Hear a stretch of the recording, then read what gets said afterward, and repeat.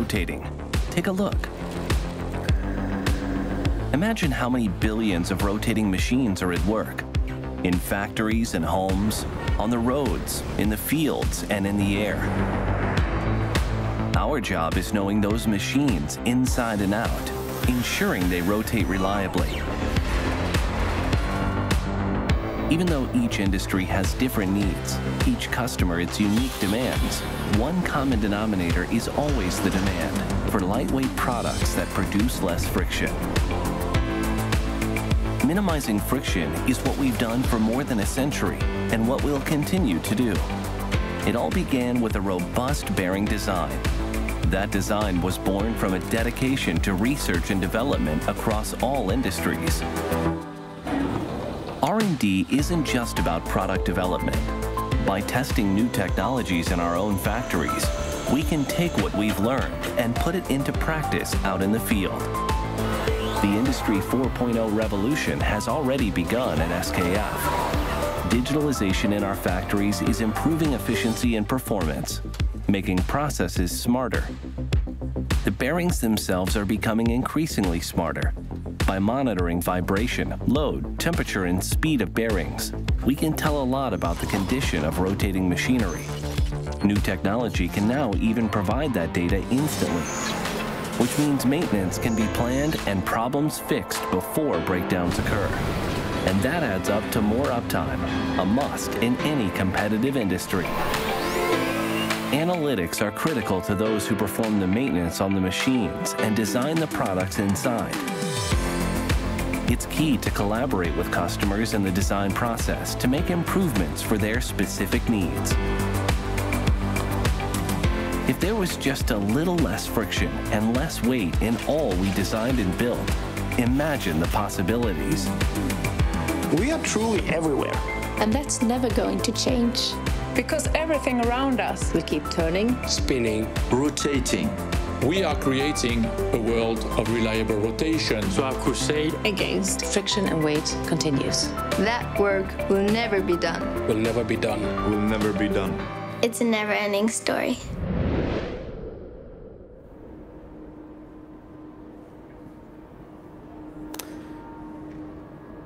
Bonjour à tous, bonjour à toutes. Je me présente, je suis Domenico Resteno, je suis ingénieur dans la société SKF France et je suis aujourd'hui accompagné de monsieur Emmanuel Brunet qui est responsable de la performance et de la recherche au sein de la Fédération française de cyclisme, donc un sportif. On va ce matin essayer de vous raconter en 15 minutes chrono, donc un challenge industriel et sportif, une histoire d'un partenariat. Dans la vidéo, vous voyez qu'on avait des partenariats avec nos clients. Eh bien, on a mis un partenariat en place avec des cyclistes. Ah, pardon, excusez-moi. Bon. Les jeunes cyclistes que vous avez vus tout à l'heure sur la première vidéo sont des cyclistes de l'équipe de France qui s'entraînent régulièrement, qui participent à toutes les compétitions internationales. Leur envie, c'est gagner, c'est avoir des médailles, être champion olympique, voire être sur le podium. C'est le Graal. Tous s'entraînent pour cela, et la Fédération française de cyclisme, comme toutes les fédérations, s'entraînent pour gagner ces médailles. Simplement, les autres nations également s'entraînent. Le défi est très difficile à relever. Mais quand les JO vont avoir lieu en France à Paris, eh bien, on se doit d'avoir ces médailles. Et SKF se met en parallèle de la fédération pour obtenir ces médailles. Alors, qu'est-ce qu'on vient faire, nous, dans le cyclisme? Il y a des roues, il y a un pédalier. À l'intérieur de tout ça, il y a des roulements. L'homme est le moteur de la machine, c'est le vélo. Dans le vélo, il y a des roulements. Donc cela faisait sens à SKF de venir améliorer les performances de ces roulements. Qui est SKF? Très rapidement, SKF est une société à la base suédoise. Le S signifie Svenska. Par contre, on est aujourd'hui une société internationale. On est 45 000 personnes. On est présent avec des usines dans 29 pays. Et en France, on a 7 sites. On est 3 000 personnes. Donc, on a comme origine la Suède. On est aujourd'hui partout et on est une très grosse société française. Pour vous situer un petit peu en France, on fait énormément de choses. On fabrique des roulements qui est notre cœur de métier. Et on fabrique des roulements pour l'automobile, on fabrique des roulements pour l'industrie, on fabrique des roulements pour l'aéronautique, les moteurs d'avion.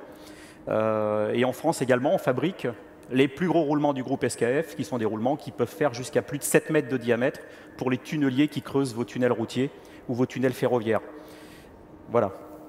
On ne fait pas que cela en France, on fait plein d'autres produits. Ah, pardon. Hop. Alors, pourquoi SKF dans le vélo? Pourquoi SKF dans le vélo? Alors, ce que j'ai dit tout à l'heure, c'est que le vélo est un sport mécanique. Dans ce cadre-là, un sport mécanique, et dans le vélo, il y a une multitude de roulements. Est-ce que vous savez combien de vélos équipent, combien de roulements équipent les vélos des jeunes filles que vous avez vues tout à l'heure? Eh bien, on a jusqu'à 12 roulements sur une machine pareille. Sur les vélos que vous avez, vous, tous les jours sur la route ou en VTT, il y en a encore plus, puisqu'il y a des dérailleurs avec des roulettes et il y a des roues libres. Donc le roulement est partout dans le vélo, et donc évidemment, SKF peut participer au développement de cette machine. De la même manière, pour pouvoir aller plus vite, il faut réduire les frottements de ces roulements, et donc SKF va y contribuer, et sait y contribuer, puisque vous avez vu dans la vidéo, c'est notre challenge quotidien. Enfin, est-ce que vous savez pourquoi finalement les gens veulent réduire les frottements? Les industriels veulent réduire les frottements. Eh bien, l'idée est assez simple. En réduisant les frottements, on peut aller plus vite, on peut produire plus de choses. En réduisant les frottements, on consomme moins d'énergie. Par conséquent, on peut, entre guillemets, préserver la planète. On peut également augmenter les autonomies des véhicules électriques, par exemple. Donc, ce sont des challenges vitesse et performance que l'on retrouve également dans le sport. Et puis, tout sportif souhaite s'améliorer. SKF est également une société qui souhaite s'améliorer pour rester en tête. Voilà. Je vais maintenant céder la parole à Emmanuel, et je voudrais qu'il vous illustre ce que signifie performance et vitesse pour le monde cycliste. Merci Domenico. Alors, en cyclisme, la performance, c'est rouler vite, c'est rouler plus vite que ses adversaires. Et donc, pour augmenter sa vitesse, on retrouve là ici, un cycliste doit produire plus de puissance sur les pédales.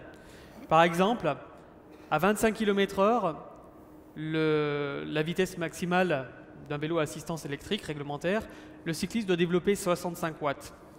À 45, l'allure moyenne d'une étape de plaine du Tour de France, le cycliste seul il devrait développer 225 watts. À 55, l'allure d'un contre-la-montre du Tour de France, ça représente 500 watts. À 65, les allures records d'une épreuve de poursuite par équipe sur piste, le cycliste qui est devant dans l'équipe doit produire 900 watts.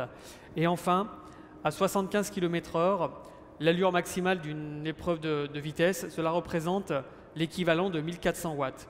Donc, pour augmenter sa vitesse, pour être plus performant, le cycliste doit très fortement augmenter sa puissance. Et c'est de plus en plus important avec la vitesse. Il existe une autre stratégie pour augmenter sa vitesse, en fait, qui est de réduire les résistances qui s'opposent à l'avancement du cycliste. Alors, quelles sont ces résistances? Prenons l'exemple d'un cycliste qui roule à 65 km/h dans une épreuve de poursuite, dans des données très configurées. 90% de sa puissance sert à lutter contre la résistance aérodynamique, c'est-à-dire rentrer dans l'air. C'est pour cela que les positions des cyclistes et leurs vélos sont très profilés pour mieux rentrer dans l'air. 5% de cette puissance sert entre le contact des pneumatiques avec le sol, 2% est dû à la rotation des roues, et enfin, 3% est dû à un ensemble de résistances mécaniques dues par les roulements et la transmission. Et ce sont ces 3% dont on vient vous parler aujourd'hui. Donc Domenico, comment SKF va nous aider à aller être plus performant sur ces 3%-là? Très bien, Emmanuel. Avant de vous parler de comment on va y arriver, je vais juste vous raconter un peu ce que c'est qu'un roulement et comment ça fonctionne. C'est utile pour comprendre un petit peu ce qu'on va faire. Bon, SKF a inventé un certain nombre de roulements, on a inventé des méthodes de calcul pour les dimensionner, mais on n'a pas inventé la fonction ni le principe.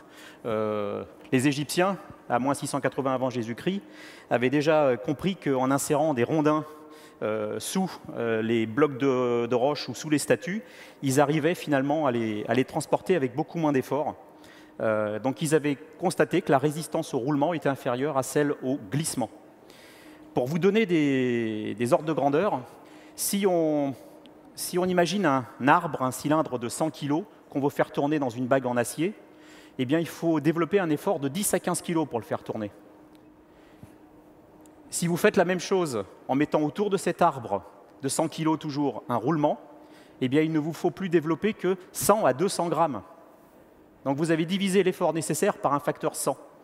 C'est-à-dire que vous pouvez pour le coup avoir moins de personnes pour pousser les objets, mais vous pouvez aussi porter des objets de plus en plus lourds, d'où la trouvaille des Égyptiens. Voilà, donc l'intérêt d'un roulement. Alors, des roulements, il y en a de multiples sortes, des plus petits, comme celui-là par exemple, de quelques millimètres, voilà, jusqu'à des roulements, je vous ai dit tout à l'heure, de plus de 7 mètres de diamètre. Mais dans tous les roulements, on retrouve globalement les mêmes composants qui sont essentiels à leur bon fonctionnement. Donc, les premiers composants, c'est ce qu'on appelle les bagues. Les bagues, ce sont des pièces qui sont en acier très pur, en acier trempé très dur également. Et sur ces bagues, il y a les chemins sur lesquels viennent rouler ce qu'on appelle les éléments roulants, là en l'occurrence des billes, donc des billes en voilà une par exemple. Donc les billes sont dans le même acier très pur, très dur que les bagues.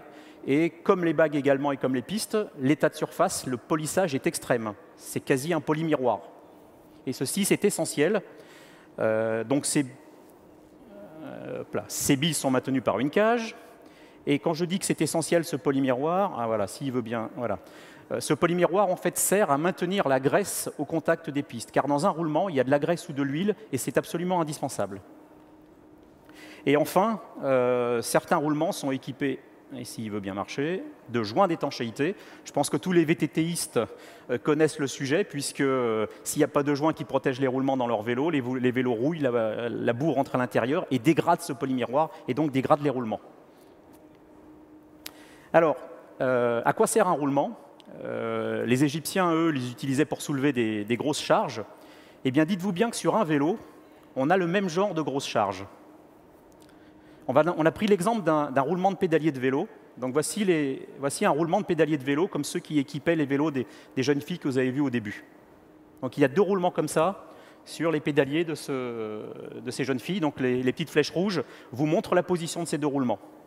On voit sur ces roulements d'ailleurs les billes qui sont représentées. Eh bien, sur la piste, Emmanuel, avec son équipe, a instrumenté des coureurs, a instrumenté des vélos pour essayer d'évaluer, donc dans sa cellule recherche et performance, pour essayer d'évaluer les efforts qu'ils développent. Et donc on a la valeur des efforts maximaux que peuvent développer les coureurs. Dans ces conditions-là, dites-vous bien que pour aller très vite, les coureurs donc la chaîne résiste sur le plateau avec une force de 250 kg. Et pour faire avancer le vélo dans ces conditions-là, il faut appuyer sur la pédale avec un effort de 130 kg. Et il faut tirer sur l'autre pédale avec un effort de 30 kg. Une fois qu'on a ces efforts, donc les roulements doivent tenir le pédalier dans le cadre, et les roulements, eux, voient ces efforts-là. Ils voient 440 kg pour le roulement qui est côté plateau, c'est-à-dire presque une demi-tonne. Donc une demi-tonne sur ce roulement. Et l'autre roulement un petit peu moins. Voilà. Alors, je vous disais tout à l'heure que c'est des aciers très particuliers. Au contact des billes sur les pistes, il y a ce qu'on appelle une pression de contact. Et cette pression de contact, dans le cadre du vélo, il y a des billes qui doivent être un petit peu rouges. Alors, je les vois, voilà, ici. Il y a des billes qui sont en rouge, c'est-à-dire que c'est des billes qui voient 4000 newtons par millimètre carré. 4000 newtons par millimètre carré, c'est 400 kg appuyés sur 1 millimètre carré. Alors, ça ne vous parle peut-être pas. Alors, j'ai pris un petit objet ici. Voilà. Cet objet, c'est une pièce de 10 centimes d'euros. Ben, imaginez que le petit point rouge sous la bille, c'est cette pièce de 10 centimes d'euros. Eh bien, pour avoir la même pression, il faudrait que je puisse empiler 15 éléphants dessus. Le poids de 15 éléphants sur cette pièce, ça fait 4000 newtons par millimètre carré. Et si cette pièce était en acier à roulement, elle ne s'écraserait pas. Donc voilà, 15 éléphants sur une pièce de 10 centimes. L'autre fonction d'un roulement, c'est effectivement d'assurer une rotation, mais c'est de l'assurer de la manière, donc sans prise de jeu, sans usure. Un roulement, c'est magique, ça ne s'use pas. Ça ne s'use pas à ceci près qu'il doit être lubrifié avec de l'huile et il doit être protégé de la pollution. Encore une fois, les VTT, c'est très compliqué de gérer ces roulements. Et comme je vous ai dit, l'autre fonction des roulements, maintenant vous l'avez compris, c'est de le faire avec un minimum de frottement. Alors vous voyez le petit bonhomme qui pousse sa caisse, il a du mal, alors que si on y met des rouleaux ou des rondins, il a plus de facilité. Et pourtant, quand on s'arrête de pousser, la caisse finit par s'arrêter. Ça veut dire quoi? Ça veut dire qu'il y a quand même du frottement dans les roulements. D'accord? Quel est le frottement qu'on a dans les roulements? Alors, SKF, vous avez vu dans la vidéo qu'on travaille depuis un siècle sur les frottements. On a une formule magique qui permet de calculer les frottements. Et cette formule magique, je vais vous l'expliquer rapidement. Elle est imagée, elle est assez facile à comprendre. Il y a 4 sources possibles de frottement. La première source, c'est ce qu'on appelle le frottement de roulement. Le roulement sous ces très fortes pressions, les billes sous ces très fortes pressions déforment les pistes, se déforment légèrement, et il faut passer la petite bosse de la déformation, donc il faut un certain effort. Donc c'est cet effort-là que l'on appelle le frottement de roulement. Donc pour réduire ce frottement, il faut des pièces plus dures. Le lubrifiant a aussi un rôle, donc il faut un petit peu faire attention au lubrifiant. Donc ça c'est le frottement de roulement. Après, il y a un autre frottement qui est important, qui est le frottement de glissement. Oui, en fait, on n'a pas réussi à supprimer tous les glissements dans un roulement. Et par exemple, quand vous faites rouler une bille sur une piste qui est une goulotte, il y a des points qui roulent, il y a des points qui glissent. De la même manière, les surfaces, elles ont beau être parfaitement polymiroirs, mais si on les regarde au microscope, on verra plein de petites imperfections, et ces petites imperfections, elles se touchent, et quand elles se touchent, elles frottent. Il y a de l'huile, de la graisse, cette graisse, elle est visqueuse, quand vous la faites se cisailler, elle résiste. La cage qui maintient les billes, elle frotte sur les billes, et puis quand on utilise des roulements à rouleau, eh bien, il y a des guides latéraux de rouleau, on vient frotter sur ces guides, donc il y a du frottement. Donc c'est tous ces frottements-là qu'il faut essayer de réduire. Un autre point important, je vous parlais des joints d'étanchéité, c'est essentiel pour protéger les roulements, mais pour les protéger bien, il faut qu'ils frottent fort. S'ils frottent fort, ça génère du frottement. Bon, par chance, sur la piste, on n'a pas beaucoup de pollution, on n'a pas beaucoup de poussière, on n'a pas beaucoup d'eau, donc on mettra des joints qui ne frottent pas.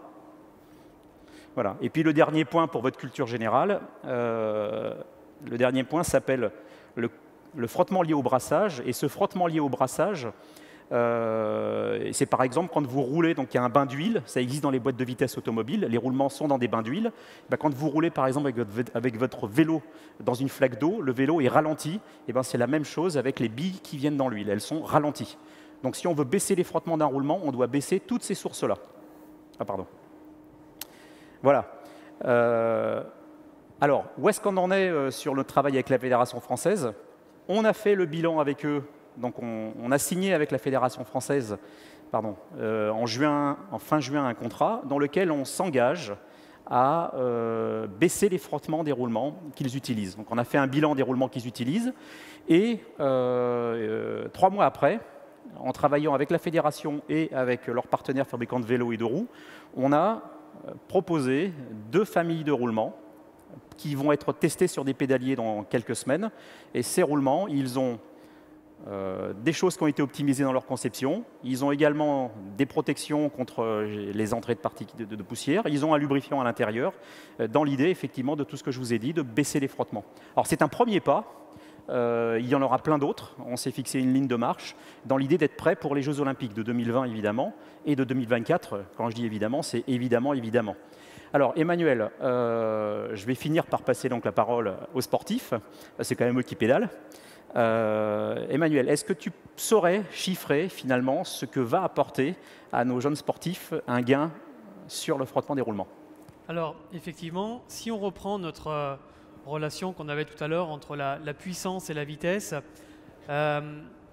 on sait qu'en fait, en diminuant nos résistances de frottement, on va pouvoir augmenter cette vitesse. On sait aujourd'hui la modéliser, la caractériser. Et prenons l'exemple d'une vitesse par équipe.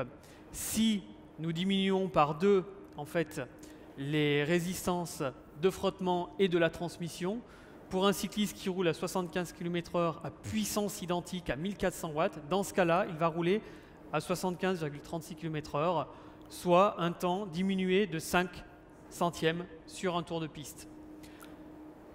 En termes de performance, c'est ce qui vous permet aujourd'hui de modifier la couleur d'une médaille, de gagner une place ou 2 sur les Jeux Olympiques quand on s'en réfère aux derniers Jeux Olympiques à Rio 2016. Et donc, en ce sens-là, c'est l'ambition en fait, de cette collaboration Avec Mathilde Legros qui va c'est Sandy Claire. Carty Marchand qui va essayer de passer, mais Mathilde contrôle. Et Mathilde, elle a des intentions, les mêmes intentions, elle se comporte en patronne. Et Sandy Claire qui lance, Sandy Claire qui regarde beaucoup Mathilde. Je pense qu'il y a une. Oui, c'est bon, c'est bien, Mathilde va passer. L'équipe, c'est bien. Sandy, il faut prendre la deuxième roue 2. Ouais. Et Sandy Claire qui a laissé la porte ouverte exprès pour Mathilde. Oui, Mathilde est la leader. Mathilde qui y va. Un tour de l'arrivée. Ça sent peut-être le titre mondial. C'est maintenant. Allez, Mathilde, on s'accroche. Il faut tout donner. Mathilde Legros pour peut-être aller chercher son premier titre mondial. Ça s'accroche. Ça frotte. Allez, Mathilde, mais elle y va. Mathilde Legros peut-être pour aller s'offrir le titre européen. Le premier sa jeune carrière. Remporte là ici devant vous la seule titre de champion d'Europe. Et on voit ça se joue à Mathilde Legros à 19 ans seulement. Elle remporte son premier titre chez les seniors, cette jeune fille. Merci à vous.